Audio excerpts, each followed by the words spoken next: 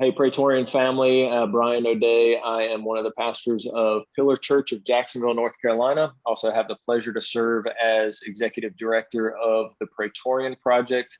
And I am joined today by Clint Clifton, who is one of the pastors of Pillar Dumfries, and Daniel Carter, who is one of the pastors of Pillar San Diego. Thank you guys for joining us today. How are you guys doing today? I'm great. Thanks, Brian. Glad to be here, Brian. Thanks, man. Good stuff. All right, so we want to update on Pillar Church of Twentynine Palms. Most people may be aware of that 2021 has been a season of transition for Pillar 29. So Clint, if you could kind of walk us through 2021 and kind of what's been going on at 29 Palms. Yeah. Well, at the beginning of the year, we heard from the church leadership over at 29 Palms, the guys who had planted the church, and that they were having some changing doctrinal convictions in regard to baptism. They more specifically were wanting to move the church toward Presbyterianism, kind of on all levels, both in the church government and in their views on baptism, and a few other items. And so they reached out to try to begin exploring what that would look like for them to do that. Of course, our family of churches is Baptist or Baptistic, and those Baptist convictions are, pretty close to us all, and so that was a little bit of a challenge to work through. But ultimately, it was decided after lots and lots of meetings and discussions with Ben and Roy, the leaders of that church, and that the best thing to do was for them to leave and plant a church. And for the members, the current members of Pillar 29 that felt compelled to go with them to plant a new church. And so they did that. They planted a church called Grace Covenant Church, just right there in 29 Palms. And so that church has gotten off to a good start, and they're up and running and doing their thing there. And then we were left really with just one very committed family. The church was relatively small. At Pillar 29 was relatively small. I think there were about 40 or 50 folks attending on a regular basis. Of course, COVID had been rough on the church, like a lot of other churches. But basically, once Ben and Roy and the rest of the congregation left, this one family was left standing, very firm in their Baptist convictions, and very committed to seeing the church continue. And that family actually was a civilian family, which was another interesting dynamic, that really all the other families in the church were Marine Corps families. And so basically, we put together sort of a fast plan to do what we could to help that family rebuild that congregation. So Jose, the father in that family dynamic, and his wife Becky sort of worked with some of the Praetorian Project leadership and some of the leadership at Pillar Church of Dumfries to come up with a plan that included a rotation of the Praetorian Project pastors from other places going and spending a few weeks at a time helping the church get through this season. And so we've now been, that transition happened in April. And so we've now been, a better part of 6 months, or a little more than 6 months in that process of leading the church with a rotating group of leaders. And, I'm sure we'll talk about at the end how it's gone, but it's gone really amazing. The church is this Sunday they had 50 in attendance, and so to go from one family to 50 in such a short period of time with no pastoral leader present is pretty exceptional. In fact, it might be a strategy for starting new churches in the future. Maybe we just need to not put pastors' places and see what the congregations can do without us. Yeah, I'm not going to go that far with you, but I hear what you're saying. That's great. Praise God. In this scenario, it's confirmation that we did the right thing. It was a tough decision, and even I think we had varying opinions even on our team about what the best way to handle the situation was. And but I'm grateful that we went this direction, and I'm thankful that the Lord sustained the church. And I think the church has a really bright future right now. I know the members are encouraged and excited. So yeah, that's great. So, and just to list out a couple of them and add in, I know just from like East Coast Praetorian Project churches, you went out there for a few weeks. From Pillar Dumfries, Jared Huntley went out there for a few weeks. From Pillar DC, Jonathan Davis from Pillar Jacksonville went out there for a few weeks. I know your son Noah went out there. Some other folks went out there from the East Coast, right? Anybody else there? James Ramsire. James Ramsire from Pillar Dumfries. Yeah, great. So, but then, man, way closer to home is the Southern California churches. And Daniel, I know you and Pillar San Diego, as well as Trace Martinez and Pillar Oceanside, have been really invested there. But I'd love to hear kind of your interaction and your involvement, as well as Pillar San Diego, and what you guys have been able to do to help Pillar 29 Palms. Yeah. I mean, I agree with Clint. This has turned out way better than we could ever hoped and prayed for. And so we're thrilled to see Pillar 29 Palms just be doing so well at this season. So I volunteered to be the second guy to go in to kind of spend a few weeks right after Clint and his family was there. And we got there on the ground, and there was 3 families, and there was still this tension of, is this really going to work? And by God's grace, after 3 weeks and knocking on a lot of doors and throwing stuff at the wall and praying for many hours, the Lord just brought other people in. And I think very soon afterward, you could tell that the congregation is really starting to believe that the Lord was in this, and that he was doing a work. He was building his church, and he has continued to do so throughout the summer months. And so what Pillar San Diego has been doing is God just kind of gave us a season in the summer where we had a lot of people that could preach and handle the word. And we were able to fill the pulpit for them for a while. And then they had a member that is now handling the pulpit once or twice a month. We sent a family over there that's now handling the pulpit once or twice a month. And we're covering any of the rest of the Sundays for them through this season. And in the meantime, I think what's also been really fruitful, starting in about late summer, is we've led a leadership development group for about 4 men in the church, just really looking at the qualifications and aspirations for the office of elder.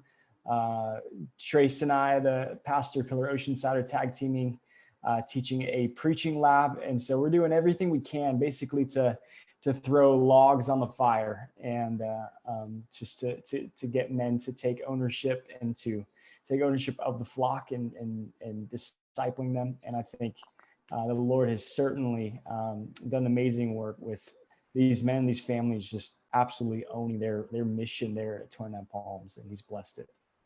Wow. That is really cool. And just seeing the proximity, I know it's not a short drive over there. It's shorter than the flight from the East Coast, but I know that's been a lot of work, and just really thankful. It's just a real testament of this family of churches being able to come alongside a church that, didn't know if they were going to make it. Clint talked about one family. When you showed up a few weeks later, 3 families, man, just tripled the size of the church. And then now just in the past week or so, 50 people gathering, and really what we're talking about over a 6-7 month period of time. So just, man, really exciting to see what God's done in that situation. I thank you guys for your involvement in it and your tenacity in it. Clint, I'm curious, like what's the path forward look like, and or how can people watching this be helpful? Yeah. First of all, I want to say, I think we intended to talk, I should have said this in the first question, but it's important for us to join together to plant churches, but it's also important for us to join together and help churches in our family when they're struggling. The truth is, this church wouldn't have made it had the other churches not leaned into it.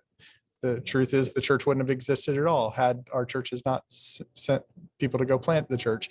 But it's so difficult and challenging to get a church planted, that, it really feels like, and it wasn't like we were questioning if 29 Palms was an important or strategic place. Nobody was questioning that. The only question was, do we have the bandwidth? Is it reasonable or possible for us to keep it going? And so I'm so proud of our family of churches for having the kind of attitude and demeanor that says, yeah, there's a lot of stresses in our own churches, there's a lot of difficulties, there's a lot of things we should be focusing on in our local congregations, but that doesn't take away from the fact that the gospel is needed in 29 Palms. And if we are able to see a church get rooted there, the benefits of that for Marine Corps families that get stationed there will last for a long time, not just Marine Corps families, but civilians in 29 as well. So, I just want to go on record saying I'm proud of our churches for having that kind of demeanor, creating space to do that sort of thing, prioritizing that to the point that we have. And I hope we never lose that that kind of tenacity to go and do that sort of thing. I know organizations, go from barbarian to bureaucrat pretty fast. And I want, for as much as possible for us to keep ourselves on the front edge of that barbaric kind of impulse that has us doing things that seem a little crazy at times, even they don't certainly perfectly line up. So yeah, that's why you and I are both part of the organization, Clint. That's why we are, yes. And then I don't know if you're exactly a bureaucrat, but and I'm not sure I'm exactly a barbarian, but at least that's right. We might pull in those directions, though. No, it's good. But to go to your actual question, right now the church is at a spot where it needs a pastor.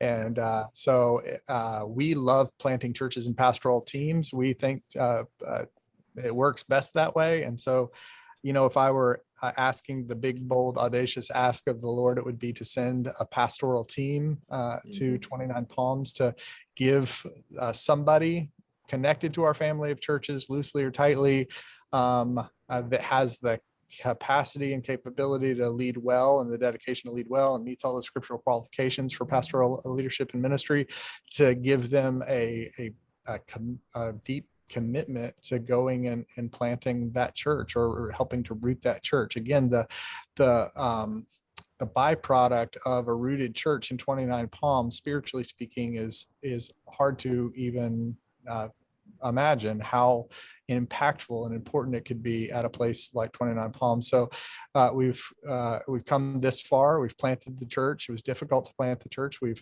helped sustain the church through the most difficult season it's had. And the next thing we need to ask the Lord for is for him to provide a pastoral team there. Now, I'm open to the fact that it could potentially be a pastor and his family that goes there and does that, but I'm praying for a pastoral team nonetheless.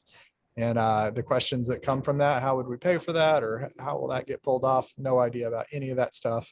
But I know that what the church needs right now is good pastoral leadership to continue to grow and strengthen the church and help the church grow roots. So praying for that, and hopefully someone will emerge. We've been sort of waiting for somebody to emerge, and sort of poking at some areas and asking folks that we thought might be potential candidates, and nothing's come to the surface yet. So we're taking a bit more proactive approach in the first of the year, and that is to formalize a pastoral search by creating a job description and publishing that job description within our family of churches. So you'll see that coming out of the first of the year. Okay. All right. So tangible things. I mean, be praying for that. Be praying for a pastoral team, and that the right pastoral team would come to lead that church. So I would encourage you, if you're watching this, as soon as you're done watching this video, take a moment to pray for that a pastoral team would be appointed at Pillar Church of 29 Palms.